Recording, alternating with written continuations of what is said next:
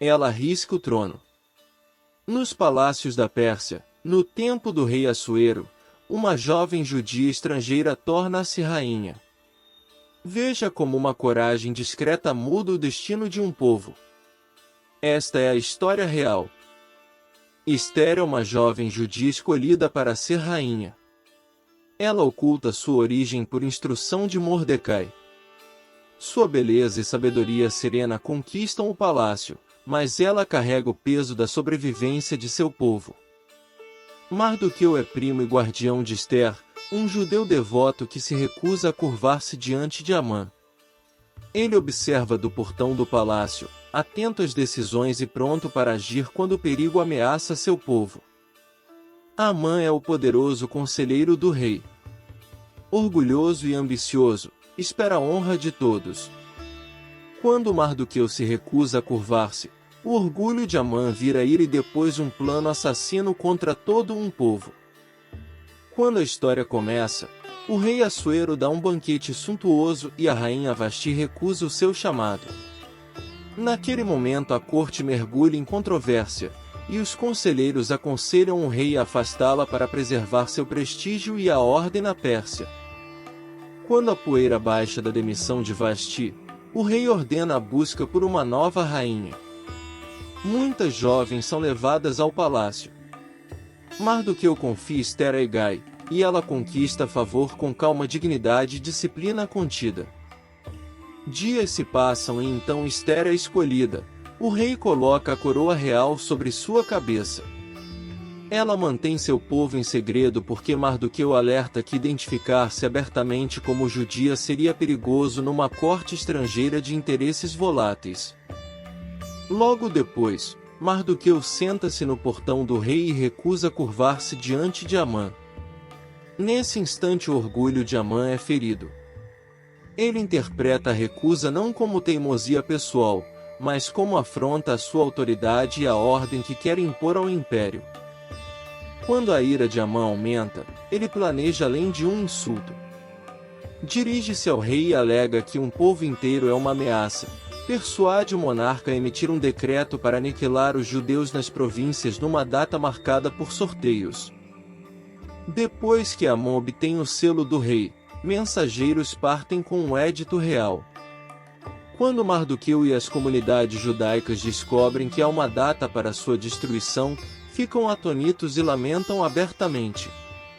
Na prática persa, uma lei real é definitiva e não se revoga facilmente. Nessa crise, Mardoqueu envia a palavra a Esther, revele sua identidade ao rei e peça misericórdia. Ele lembra que talvez ela tenha chegado ao trono para um momento como aquele. Esther percebe o peso da vida de uma nação em suas mãos. Esther não age precipitadamente. Pede 3 dias de jejum a Mardoqueu e às mulheres judias. Nesse silêncio ela se fortalece, ciente de que ousadia sem oração seria imprudente, e se prepara para aproximar-se do rei sem convite. No 3º dia, Esther invade a corte interna. Pela lei persa, aproximar-se do rei sem convite podia significar morte. Quando o rei a vê e estende seu cetro dourado, a sala prende a respiração e o risco dela se transforma em um momento de misericórdia. Depois de receber favor, Esther não exige logo a atenção do rei. Convida o rei e Amã para um banquete privado. Nessa ação, ela traz o arquiteto do decreto a um espaço de exposição, onde conversas e bebidas afrouxam línguas. Com o vinho, a vaidade de Amã vem à tona. Ele gaba-se de sua riqueza e sugere como Esther poderia ser recompensada. O rei pergunta que honra se daria a um homem que o rei deseja honrar, sem saber que Amã imagina que se trata dele. Quando o rei aponta Mardoqueu para ser honrado, ordena que Amã conduza a procissão e o vista com roupas reais. Nessa inversão, a vaidade de Amã se transforma em humilhação. Mardoqueu atravessa a cidade sendo celebrado por um feito quase esquecido na corte.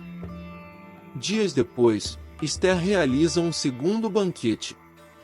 Então, com coragem, revela ao rei que é judia e que Amã conspirou para destruir seu povo. A revelação é pessoal e política. O rei percebe a gravidade da traição. Quando o rei ouve isso, explode em fúria. Amã súplica, mas seus planos ficam expostos. Naquela mesma hora o rei ordena a execução de Amã na forca que ele mesmo preparou para Mardoqueu. O orgulhoso arquiteto é tragado por sua própria armadilha. Mas a lei Medo e Persa não se revoga. Ao tomar conhecimento da ameaça, o rei autoriza Mardoqueu a escrever um decreto que permite aos judeus defenderem-se. Mensageiros partem para as províncias com autoridade para resistir ao massacre. Quando o dia marcado chega, as comunidades judaicas erguem-se para defender suas vidas. Em muitas cidades conseguem repelir os atacantes. O contraedito converte a sentença de morte em uma luta desesperada pela sobrevivência, e muitos inimigos são derrotados. À medida que o alívio substitui o medo, Mardoqueu e Ester instituem um festival para lembrar a libertação. Chamam-no Purim, tempo de festas, presentes aos pobres e leitura pública dos eventos, para que as gerações futuras conheçam como coragem e oportunidade os preservaram.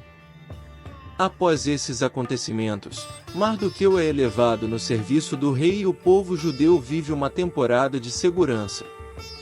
A narrativa encerra a ideia de que coragem fiel e conselho sábio podem mudar o destino de um povo, mesmo sob uma coroa estrangeira. Quando a poeira baixa, o texto nos convida a ver a providência entrelaçada nas escolhas humanas, a recusa de Mardoqueu, a obediência de Ester, o favor impulsivo do rei. Essas decisões juntas criam um caminho improvável para a libertação, mostrando que coragem no momento certo importa. Anos se passam e Purim torna-se memória viva entre os judeus. Nessa continuidade a coragem de uma mulher e a firmeza de um homem ecoam por gerações. Sua história ensina como preservação de identidade e testemunho público podem derrotar tramas de ódio. No final, Ester, que ousou falar, revela que coragem oportuna salva vidas e preserva a identidade. O livro nos ensina que Deus age por meio de escolhas ordinárias quando pessoas se arriscam pela justiça. Se essa história tocou o seu coração, deixe o like, se inscreva no canal e ative o sininho para não perder a próxima.